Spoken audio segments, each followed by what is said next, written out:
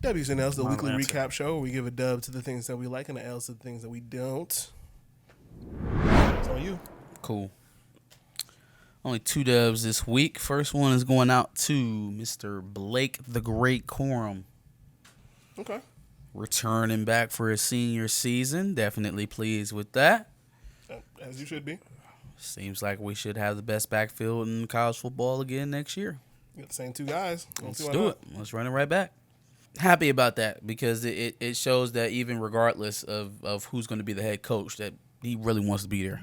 So, gotta appreciate that in a guy, a potential Heisman finalist again, even next year. So, fingers crossed for Blake Corum and his health going into next season, and we'll run it back. I am giving my second dub out to M3GAN, the movie we were just literally discussing. You know, with all of the success that Avatar has been having, I mean, it's trending towards $2 billion coming out of this weekend. You know, even still, M3GAN beat it out on its opening Friday. That's crazy. Weekend. Beat Avatar on Friday night, the opening Friday. Sheesh. Which is that's kind of nuts for a new horror franchise. That's impressive. That is very impressive. That popular of a genre right now. You know what I'm saying? For you to beat out a film genre, or excuse me, beat out a film franchise like Avatar, even on your opening night. Now, I mean, given that Avatar had already been out for a couple of weeks, but still, that's pretty impressive. They did pretty good with the marketing of it. I think the TikTok ability of just M3GAN in general, and then the whole scene with the dance. Oh, they literally put scenes into this movie just to market the movie. The dance scene, that was just to market the movie. It didn't make any sense. It had no place, but it was funny and it helped sell the movie. So big time. Even the scene, there were a couple things that happened in what you've seen in the trailer where she was chasing the boy. Was there really a reason for her to go down to all fours and run like that? No, because we see later on in the movie she chasing people and she don't even got to do that. So they literally put stuff into the movie to make it a little bit more marketable, a little more trailer friendly, but it didn't hurt the movie. Like, it was still an enjoyable film. So for sure, I liked it.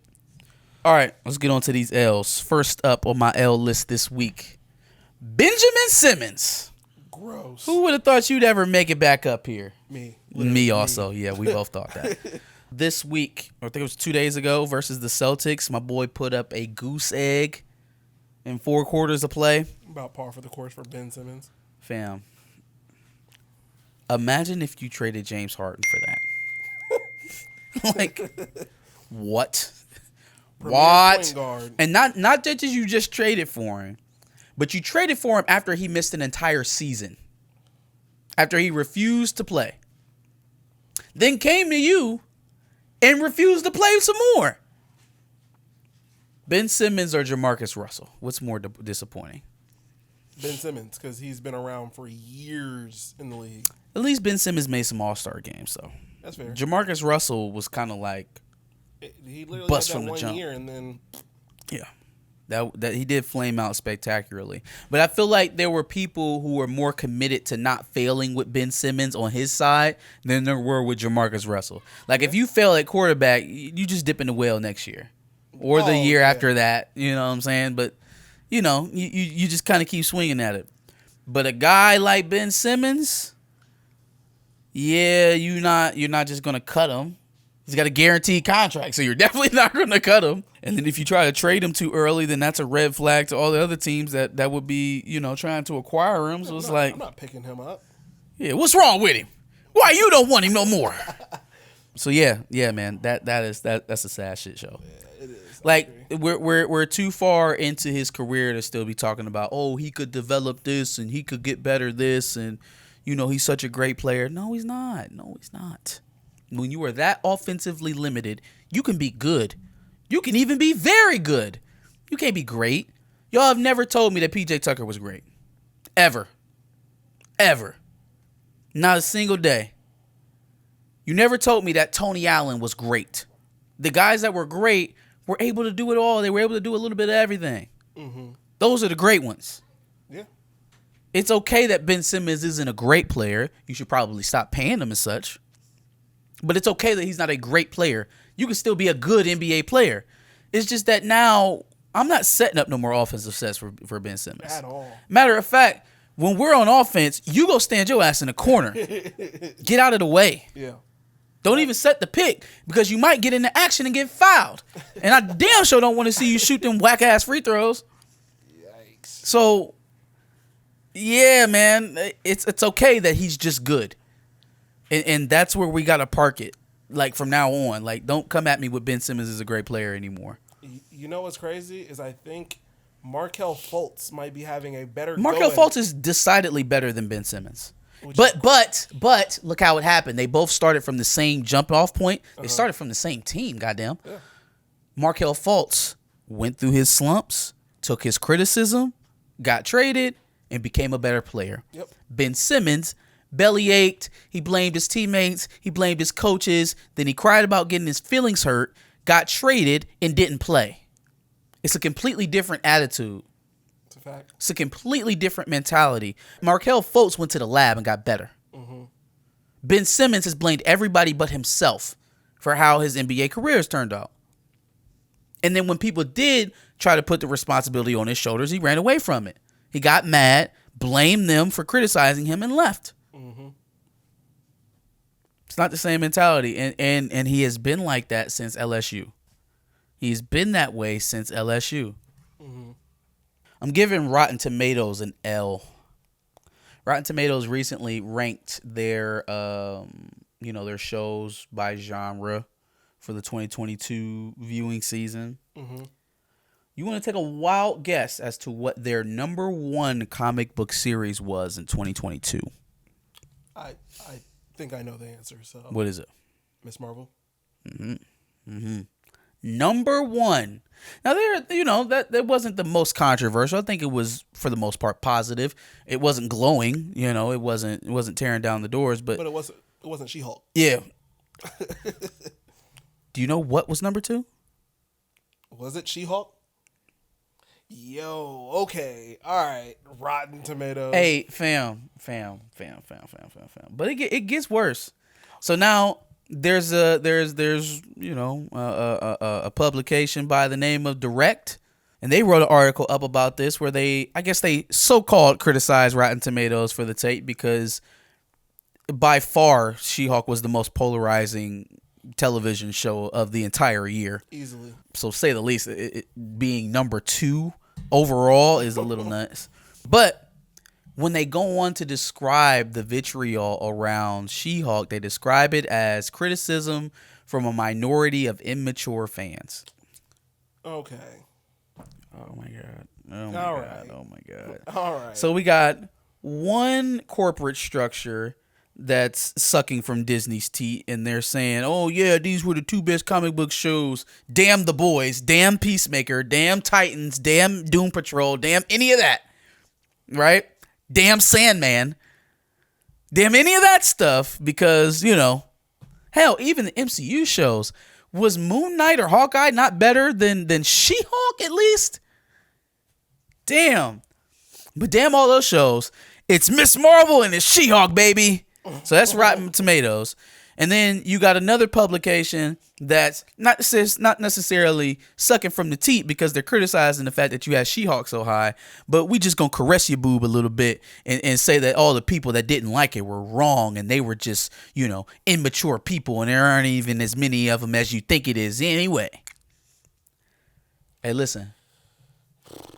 When the Disney bubble burst, you all will bust with it. First of all, no one respects Rotten Tomatoes anyways. No one respects Rotten Tomatoes except for normie film fans who are going to buy whatever you put out anyways. There is no credibility that Rotten Tomatoes holds that extends to any respectable film fan. Let's just say that. The Direct, it's MCU propaganda. What else? What else can we say? And it's so blatant, they don't even care anymore. That's why I feel comfortable calling it what it is. If your summation of the She-Hulk situation was that it was just a bunch of immature fans criticizing the creators, you're a shill. Yeah. You're a shill. What's immature about wanting one of the smartest, the most intelligent black characters in Marvel history to be that same black character when he finally makes it on screen. What is immature about that? What's immature about watching a law show and expecting the creators to have even the slightest bit of understanding of basic criminal proceedings in American courtrooms? What's immature about wanting to see a character that you had previously been watching for a decade and a half in Daredevil, and then all of a sudden seeing him be some slapstick happy buddy cop? How was that immature? What's immature about that? Oh, you would rather boil everything down to the controversy around Meg Thee Stallion twerking. That's what it's about for you. Not any of the other criticisms, because that's stuff that you actually have to answer for intelligently. Let's just rant and rave about the people who had a problem with the twerking. Yeah, that's how you get them. So yeah, man, the whole setup, the list, the protection of the list, all of it, terrible. just terrible. All bad. We haven't talked about George Santos on this show. Do you know who that is? I was going to say maybe because I'm unaware of George Santos. Let's see here. Mr. Santos is a United States representative of New York's 3rd Congressional District. All right, 34 years old, born in 1988, excuse me. Republican, grew up in Queens. Oh, he's half Jewish, half Catholic. But he also has a little black in him as well. How are you half one religion, half the other? Don't worry about it. He was a swimming star, or he played volleyball at some prestigious Ivy League college. Oh, he's gay. Okay. He's gay. And the interesting thing about all of that I just said is that none of it is true, except for the fact that he's in Congress. Oh, I do think I heard something about this. This Negro lied. Well, I don't even know if I can call him a Negro, because is he telling the truth about being half black? Who knows? But telling the truth about being half Jewish and half... Fam. He tried to clear that one up, by the way. That was the most hilarious one. How does that work? I didn't say I was Jewish. I said I'm Jewish. Like my mom practiced Judaism for a while. Yo, literally, that was his excuse. No. I swear to God. I didn't say I was Jewish. I said I was Jew-ish. I never claimed to be Jewish, Santos said. I am Catholic. Because I learned my maternal family had a Jewish background, I said I was Jew-ish. Let's do that again. Santos says that he's not Jewish, he's Jew-ish. Yo. I'm sitting here wondering, like, do you practice Judaism half the week and then practice Catholicism the other half of the week? Or like, not only did he not play volleyball at that Ivy League college, he didn't even go there. He didn't even go there. Do you even go to this school?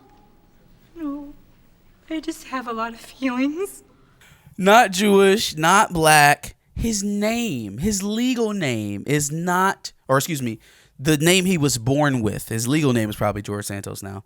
But the name he was born with is not George Santos. It's Jorge. No, Santos. it's not even. It's not anything close. It's like Chris something. It's like, woo, that is a wild ass story. Oh, not gay. Had a wife. So at very least he's bi. Was married for a number of years. You know what this tells you, though, is that people very much so buy into these labels. They think they can say and do whatever to you, and you won't call them on it, and you won't question it. Well, they didn't. They got him elected into Congress, so. I mean, he made it pretty far. He made it pretty fucking far. No, people were like, oh, gay? Oh, minority? Oh, Jewish? Sign me up. That's the guy. Yeah. And then, he has also made some of the excuses that, what about Joe Biden? He's stolen, he's plagiarized speeches. He's lied about his service. He's lied about his son. He lied about... Save me the whataboutism. You lied to get yourself all the way here. Lied about WMDs, lied about mass incarcerations, and to that I say touche. Both of y'all can go to the yeah. That doesn't both of y'all can answer these questions. You can stand Joe right next to you, and both of y'all can answer these damn questions. Oh yeah, no, that didn't Remember you. Joe Biden lied about the that story about he was lifeguarding at a pool. Corn Pop. Yes, yes. And I walked up to old Corn Pop. I said, "Hey, listen here, man. We got to keep these people safe, man. That's what we got to do." And Corn Pop was a bad dude. Corn Pop was a bad dude. He was a bad hombre. And Corn Pop was a bad dude. Woo. Yeah, no. That just makes me want, like you said, line up next to him, but you're still going down for this. I'm not Jewish. I'm Jewish. That's hilarious. No, that's wild. Ayo, saying that you are Jewish is absolutely insane. Where's the JDA? Is it the JDA? Or no, it's the ADL. the ADL. Where you at, ADL? Where you at? I don't know stand-up comedians that can deliver like that. Hey, yo, fam. I didn't say I was Jewish. I said I was Jewish. No. There are stand-up comedians who can't deliver like that. That's wild. That's wild. Oh, shit. I would have gone with no comment. That's what I would have gone I with. plead the fifth. Goes a long way. No. You don't understand. Not Jewish. Jewish. I'm only kind of Jewish. Whew. Oh, man. Jorge, you gotta relax. Speaking of Joe Biden, did you hear about him having some classified documents at his house? I've heard such. I didn't dive. Is anybody losing their minds like when they found them FBI documents at Mar-a-Lago? Is anybody ready to throw Biden in jail or anything like that? It's noticeably silent. Is it because he's still acting president? I mean, I'm not seeing it tick across the CNN mylar, you know. Sure. It makes it very hard to criticize Trump when you are so biased in the way that you do it. Oh, for sure. You know what I'm saying? Like, when I watch you all criticize Trump, first of all, it's never for the racist shit. Or it can be about the racist shit, just not against any of the racist shit against black people. Against Muslims, against Jews, against anyone else, sure. But, you know, the racism about black people, we just kind of push that towards the back. Or if we say it's compounded with racism towards the other ones, or Right. You know, Yeah. Oh, it's part of the, colored people thing. Or we're using it to add more things onto you. Yeah, Trump is bad with POCs. Fucking hate the term POC. Hey, we're going to have a conversation about that one day. Yeah. I don't want to be on your side when you're doing it like that because you're absolving yourself of your own role in Trump's ascension, which I'm just never going to accept. I'm never going to accept you separating yourself from the ascension of Trump because you essentially are the ascension of Trump. Yep. So don't try to separate yourselves like you had the moral high ground. No. You show him so much because he gets eyeballs. He gets asses in seats. He gets eyeballs on television sets. Period. Point blank. You will make up. You will perpetuate. You will push any narrative you need to keep people paying attention to him. This threat to national security, life, liberty, and the American way, you will put on our television screens every 8 a.m., 6 p.m., 11 p.m. every day for the rest of our lives because we'll watch it. I don't know why people don't think that same theory that you just referred to doesn't also work for the Kanye Wests, the Logan Pauls, the whoever you're currently mad at. It's that same thing applies. Sure. Those people keep your TMZs and your media conglomerates in business. That's a for fact. you to continue hating them. That's a fact. And they continue to create headlines saying whatever it is, and then you forget about it a week later, and then they come up with some more salacious shit to say. Yeah. All right. Last one. This will probably set you up for one of your L's. For sure. I'm giving an L to prankers. I'm giving an L to prankers because y'all are starting to do stuff that's like threatening your lives. Mm-hmm. And I'd hate to see one of these black boys get dealt with on camera because he's trying to tell a joke. A couple of videos I seen over the weekend. Younger kid, teenager, right? He's in a fucking airport. Okay, problem number one. Don't fuck with people in airports.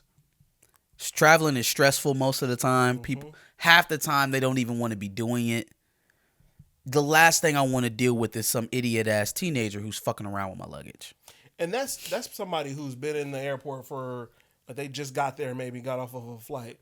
Not to mention the people who have been in the airport for hours waiting for their next flight. You know what I'm saying? So the joke is, let me walk around, I'm gonna find a person, I'm gonna ask them if the bag that they're holding is actually mine because it looks like mine, and I'm gonna try and walk off with it. Ha ha he he. So he does that to a few people. One older black dude tells him to get the fuck on before he whoops his ass and stop playing with him. He moves on to an older white gentleman. The white gentleman grabs this man by his hair, throws him all over the lobby like he's a fucking rag doll. Bro start asking for help from the security and the police, and then has the nerve to get mad at him and create a response video to it after the fact. I did call security. He's pulling my hair. Oh, can you stop pulling me? I want to on camera. Stop pulling my hair. This is filming. You're making this is the way to handle it. Let go of my hair.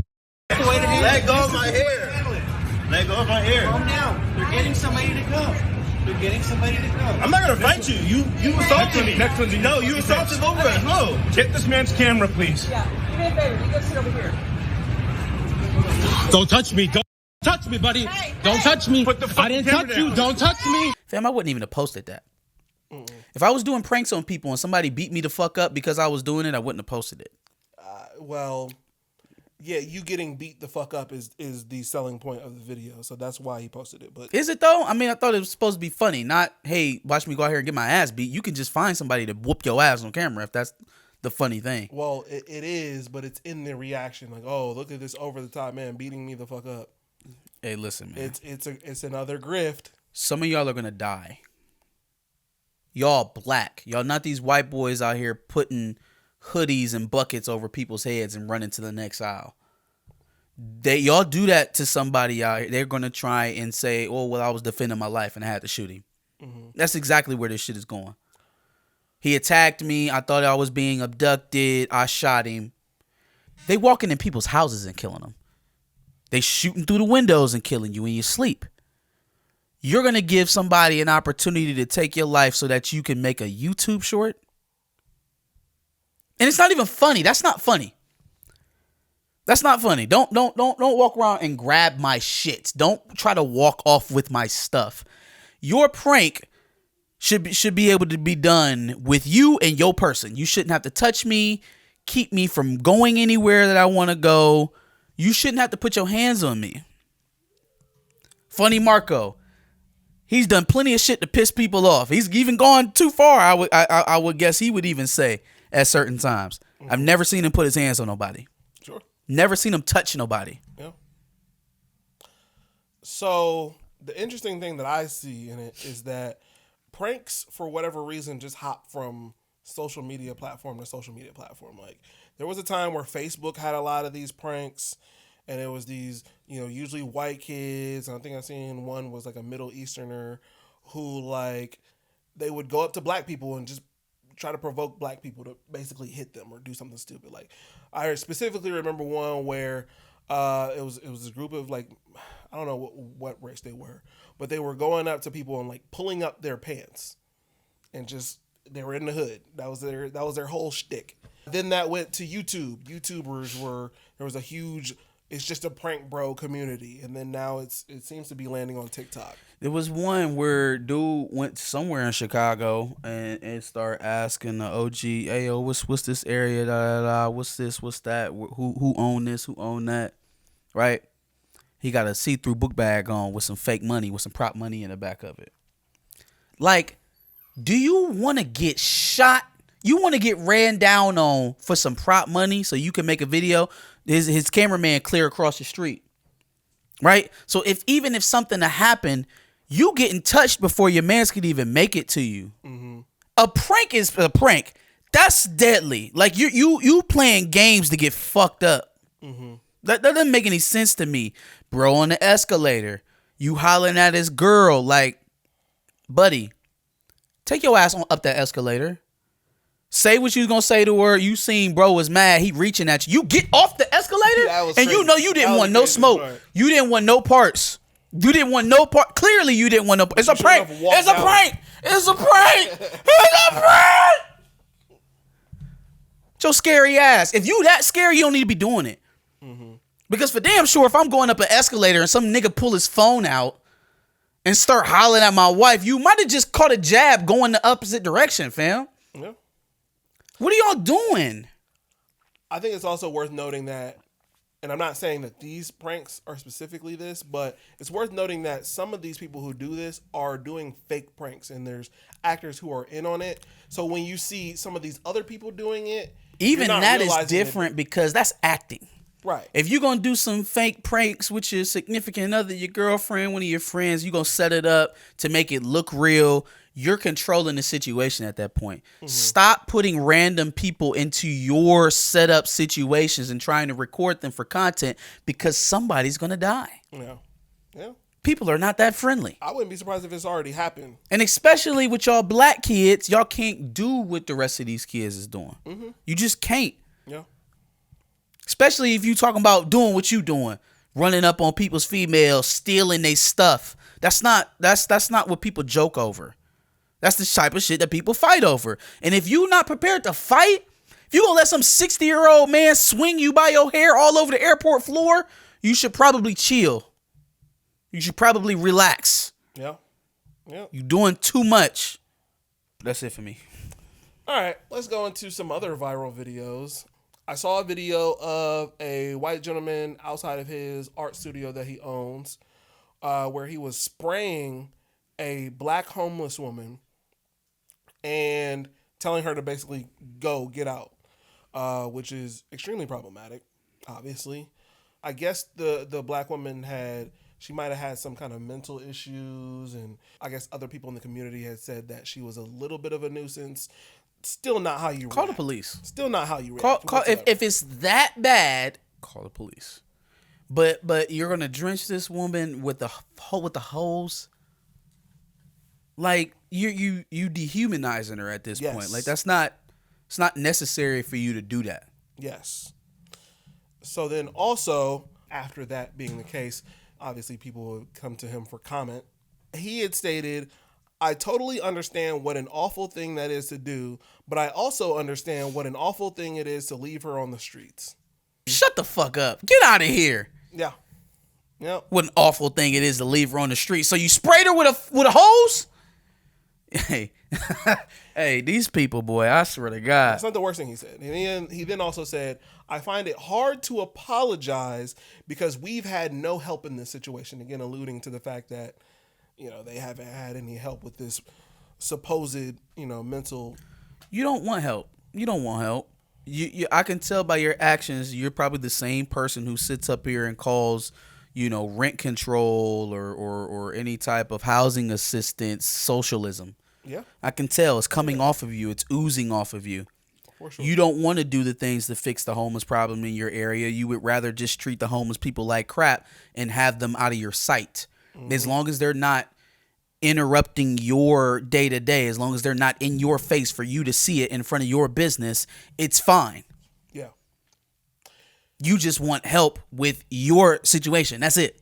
Here's the other interesting thing that I found out about this is that, okay, so if I told you that this happened from a San Francisco art gallery owner, and then I told you how he apologized, would you believe that he was a Republican, a Trump supporter, or would you believe that he was a liberal?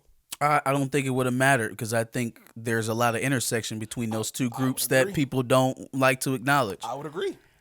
And so this man could be, he's in San Francisco. He owns an art gallery. He could be the gay pride man of the month. Who knows?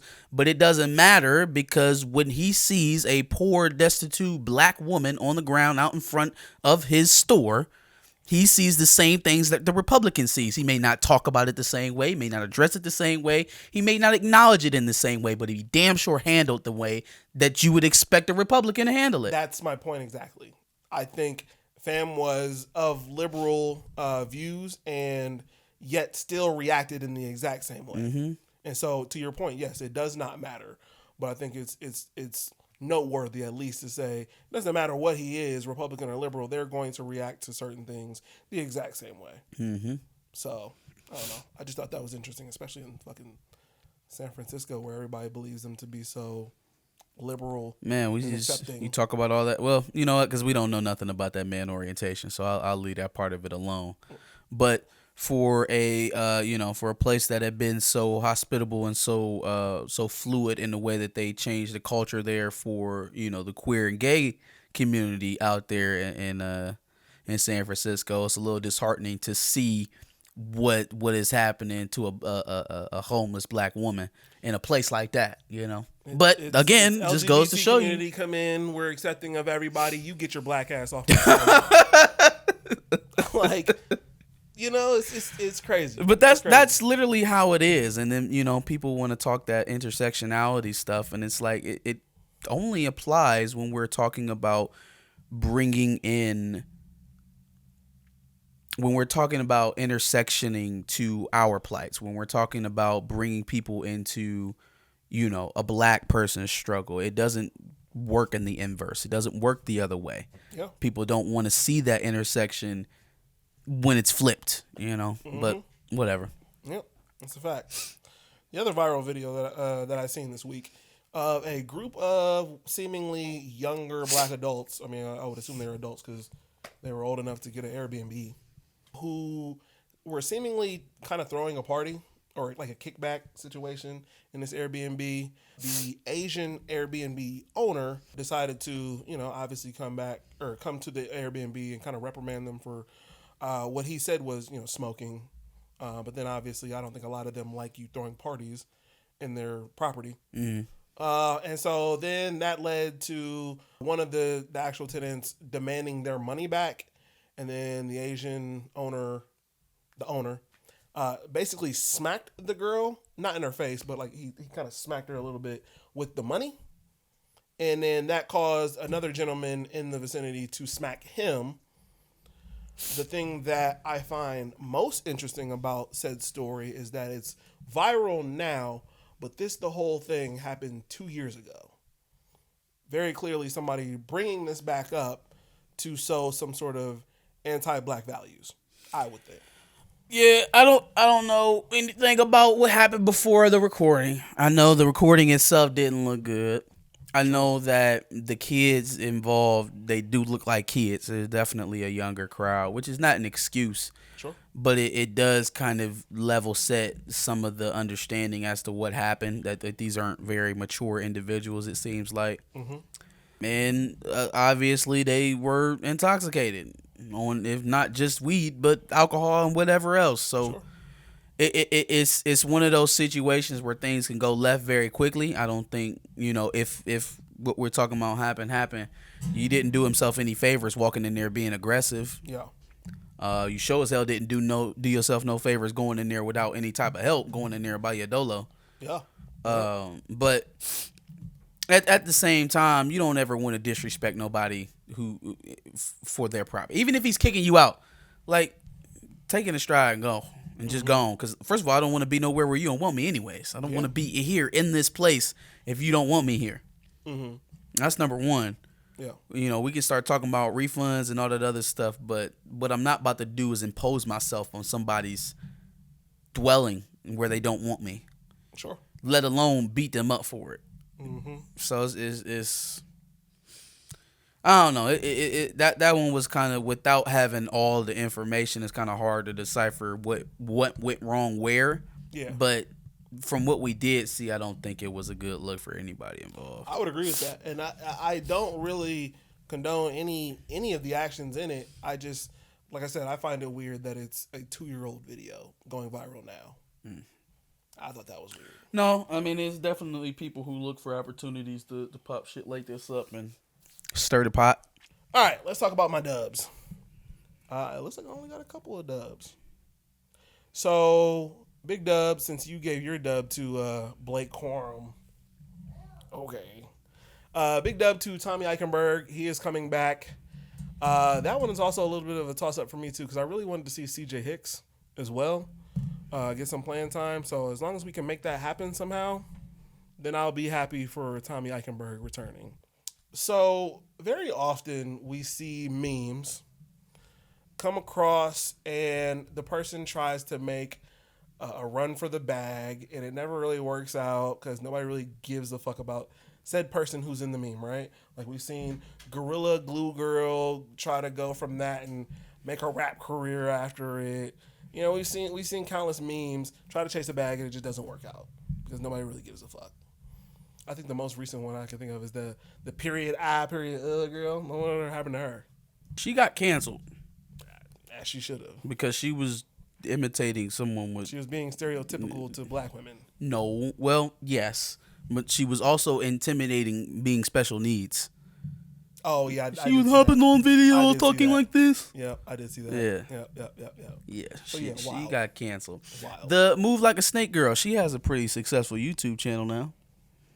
I don't know if she's still making music, but she getting a lot of views on her YouTube. The chick with the... Yeah, but... Oh, yeah, okay. She was a meme. She went from that to Move Like a Snake to making YouTube videos. Okay. So she's kind of found a way. Was she not doing something around the time where the meme came out, where she's? Wait, no, not the meme. No, I know. You're talking about the girl who's like sitting on the couch and she's like, yeah. Okay, yeah. So that's fair. That's fair. So some of them turn out to go well. This one I think is going out pretty well as well. The Popeyes kid who's sitting in Popeyes with a cup, looking like, yo, this nigga Terrio at Popeyes. Ooh. Say, ooh. Oh, bro is an offensive lineman now. He playing college football. Yeah.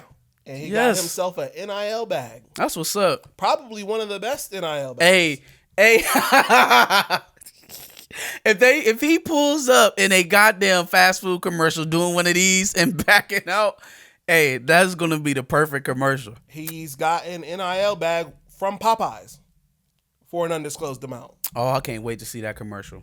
He already got a billboard. Wait to see that commercial. He already got a billboard from memes to dreams. That's hilarious. So hey, first of all, now I'm getting offended. Why is it all the chicken spots that's giving the huge NIL deals to football players? We have Bojangles. Now we got Popeyes. Jollibee gonna be here in a second. That is hilarious. Who's getting the church's bag? God damn it. God damn it. We couldn't get a Whole Foods. No. You gotta get the fried chicken bag. Chicken. Meg the Stallion sauce. Oh. Yeah, no. He like I said, for him that is the NIL bag. No, I mean unless they paid him pennies. That's a big NIL bag considering he plays for Lake Erie College. He's in Ohio? That's in PA. Now. That's in PA. Lake Erie. I think it's in Ohio. I think. But He's from sure, East whatever. Orange, New Jersey. Where is Lake Erie? I mean, Lake Erie is... I know where the lake is. I'm saying the college. Painesville, Ohio. Yeah, have fun with that, bro. Yeah. I ain't never been there. And as a lineman for Lake Erie College to get an NIL bag... NIL bag, that's dope. That is dope. It really doesn't matter how much it is. I'm sure it's a bag. Enough. It's that's enough more for than Lake anybody Erie else College. Yeah. So, yeah, no, shout out to that man for making the most of his meme. You know what? I did want to give also an L to Dana White because supposedly he feels like his punishment from the story that we talked about last week is all the backlash that he's receiving, so he's not going to give himself a punishment. Not the backlash. The people in his life that no longer respect him. That is his punishment. Oh, what a virtuous thing to say, Dana. What a perfectly virtuous thing to say. And then all the networks are just going to allow you to say it and not treat it like complete and utter bullshit. Yeah, what a loser. Oh, my God, man. I look, I'm really not trying to destroy a man for his lowest point. I'm really not. But it is the lack of controversy around this compared to other physical moments against women or anyone else for that matter. And then there is this this comfort that is coming from Dana White, this attitude of, yeah, whatever, get over it. You know what I'm saying? Like, I'm not comfortable with that. I'm not comfortable with any powerful person feeling like they are above the law. Damn what people are thinking about you. You assaulted this woman in public. Now, it was people screaming until the cows came home asking why Will Smith wasn't arrested for smacking Chris Rock. And people who were so traumatized after the events of that. Like, cut it out. I also I retweeted a tweet from some loser at Barstool who said that the Odell plane thing is outside of Aaron Hernandez murdering people is one of the most deplorable acts he's ever seen from an athlete. I'm sorry. Let me rephrase that. Falling asleep on the plane? Let me rephrase that. I said one of the most deplorable acts. He said the Odell situation is the most deplorable act from an athlete after Aaron Hernandez. Fam, literally watched that whole 5-minute video. The man was asleep. The police came on and woke him up.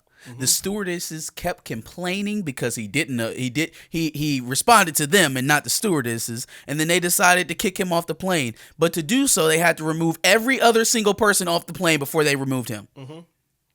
Yep. That just doesn't sound like it was an Odell thing. It just doesn't. He said that he was at a club and he's been drinking and probably doing other things.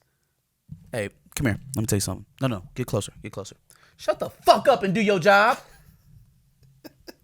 Since when is it the stewardess's job to police what I'm putting in my body before I get on this plane? And you can't even say that I'm not in control of myself because I'm sleeping. I am literally fucking sleeping. And there were probably other people on that plane who had just done the same thing. He wouldn't buckle his seatbelt. Ma'am, come in here again. No. Closer. Do your job and shut up. How many times do you got people in these first class cabins that don't buckle their damn seatbelt? Or even worse, they do it just so you can see it and take the shit off as soon as you go in front of them. Get on. Get on. And that being the most deplorable act from an athlete besides Aaron Hernandez murdering people? Oh my God. Never mind Brett Favre stealing money from the poorest state. Let's in the wrap country. this up. Let's wrap it up. Never mind Karl Malone impregnating a 13-year-old. No, fam. You know his son was an NFL player? Yes. Yep. And at that point, he had told him, yeah, there's really nothing we can do to repair this relationship, so let's just not even worry about it. Oh, yeah. Karl Malone didn't want to have anything to do with him at all. What a piece of shit. But Odell is worse than that. You basically raped a 14-year-old girl. 13-year-old girl. She had your baby, and you didn't want to have anything to do with the man. He did everything ever. to hide it. Went on to have a Hall of Fame career. You're a piece of shit. Yeah, he is one of the worst. And humans Odell is on earth. not worse than that by millions of miles. One of the worst human beings known to man. Just throwing that out there. I think that's everything that I wanted to say this week. Give us your dubs and nails in the comments below. Make sure you like, share, subscribe. Come back next Wednesday at 10 a.m. for another dubs and nails segment. Yeah, when I'm not holding my mic as it's trying to fall. Make sure you check out our previous dubs and nails, see what we said about previous weeks in our recaps. And make sure you subscribe, like he said, because we like to do this every Wednesday at 10 o'clock.